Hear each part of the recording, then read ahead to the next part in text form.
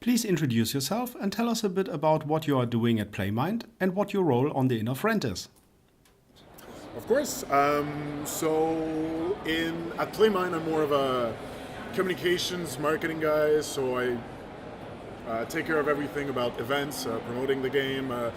But the fact is that we are an indie studio, so everybody has more than their own little role. So of course we take part in game design, level design, a little bit of everything. But my role is marketing. Can you please tell us more about your game project, The Inner Friend? The Inner Friend is a pretty unique game, and it's not only a game, it's an experience as well. It was built on the concept of the inner child. It's a concept, childhood psychology from Carl Jung, very old concept that states that we all have a child within that's part of our personality and our subconscious, and that often society tells us that we have to push aside, forget.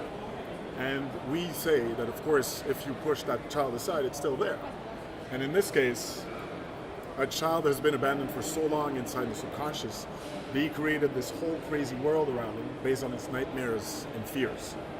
And you're there to find that child. But first you have to face all those fears and nightmares. How would you characterize the game? Is it a linear experience or do players have a lot of choices? It's a narrative-driven experience. It's pretty linear, but the fact is that there are no words, no dialogues. It's completely visual. So even by being linear, you still have a lot of space for interpretation, depending on your background, your education, your fears, how you grew up. Everybody connects differently to the game, which is fun. You just mentioned that The Inner Friend does have neither text nor dialogue. How do you implement storytelling? It's completely visual. It's purely, we say that your actions speak louder than your words. It's all about interacting with the world, interacting with your guide, because you're being guided throughout the whole experience by kind of a double of yourself, but that knows the path way better than you do. So of course you are guided throughout the thing, but it's completely visual. So of course, visual narration, visual interpretation. It's a very complicated thing to do, but being able to be completely clear in what you have to do without any kind of tutorial or explanation is a big challenge, but we think we've done it. Playmind has a history with AR, VR and interactive installations. Do you benefit from having this knowledge developing The Inner Friend, or was it something entirely different? Playmind has two sides. We're a studio, a video game studio. We make our own IPs, but we also have a client side, an agency side. So we do develop projects still in AR and VR for clients. But for the game, of course, it's never bad to have more than one background. Since, like I said, we're an indie studio, everybody has their say in the game design and everything. And to have so many different backgrounds makes the game special. Everybody has their input, they have their way of seeing things, and we listen to everybody. Everybody has their say, so it creates something that's pretty different. Is having a child as a protagonist a big impact on how you design the game? Absolutely. Being in the body of a child was a big and very important concept for us. If you've seen the character, this little white character has no sex. It could be anyone. That was the goal. So anyone could feel that they have been this child. May it be a woman, a man, or a non-binary person, whatever. Anybody could fit in this kind of character.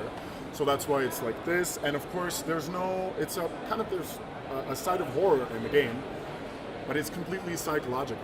It's based on childhood fears and nightmares. So of course, every level in this game has an inspiration from one person at the studio who was traumatized or had nightmares about a certain situation.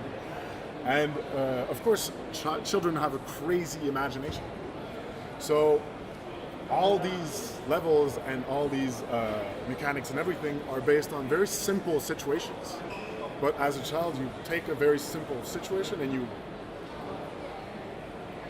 explode with imagination and you create something completely crazy. And that's how this came to be. Very simple ideas seen with a child's imagination make something really impressive. Limitless imagination. How did you get the inspirations for the surreal world and the game environment? The game is full of references. We've had the biggest inspiration for mostly the artistic direction was the 80s, the pop culture of the 1980s. If you've seen the logo, you have a big Stranger Things feeling with it. You know, it was inspired by it. I won't lie, of course, it's easy to see. You have some inspiration from Kubrick, Encounter of the Third Kind. You have even small objects, how the stuff is placed. All throughout the game, you have inspirations and references to that kind of era. Because our DA, our artistic director, and our narrative writer were both big fans of the 80s. So it's all throughout the game. Easy to spot. Having no dialogue or text at all, how important is the soundscape and music for the full experience? Very important. We work for all sound and music. We work with a team from Montreal. It's one of the only things we outsource from the game, and they're called Pixel Audio. Amazing. Again, big inspiration from the 80s, so the soundtrack it's mind-blowing. And the soundscape is what makes the game. I mean, like you said, textless, no dialogues, no words. The sound creates a whole thing. Of course, the atmospheres are in the game, but a game without sound has no atmosphere. It's very hard. So, of course, very, very important sound. When movement, imagery, and music are the main ways for the player to interact, how does that influence the UI design? Again, immersion for us means as little UI as possible. So there is actually almost no UI in the game. You have sometimes little prompts to tell you that something is interactable, but that's it. No health, no mana, no bullets, nothing on your screen. No pollution, in a way. Because it's not needed in the game, so we thought that we didn't have to put it so the players could have a completely clean screen. How do you think VR will shape games in the years to come? Also, I'm kind of surprised that the Inner Friend is no VR game. The very, very first idea was a Kinect game. And it changed. That was maybe 4.5 years ago. And we think that this kind of experience is very atmospheric, very immersive, is perfect to VR. The thing is, we wanted to create a PC console game, but we still want to produce a VR experience for this because it's so atmospheric that we think that a VR headset is the best way to play this kind of game. Of course, this one is, if you want to completely be free of controls, you know how VR has this kind of a nausea effect. And we think that it's still very complicated to get rid of all those, so we still haven't released any VR version. But we're still thinking about having a project with first person. Anybody who's tried VR knows how amazing it is.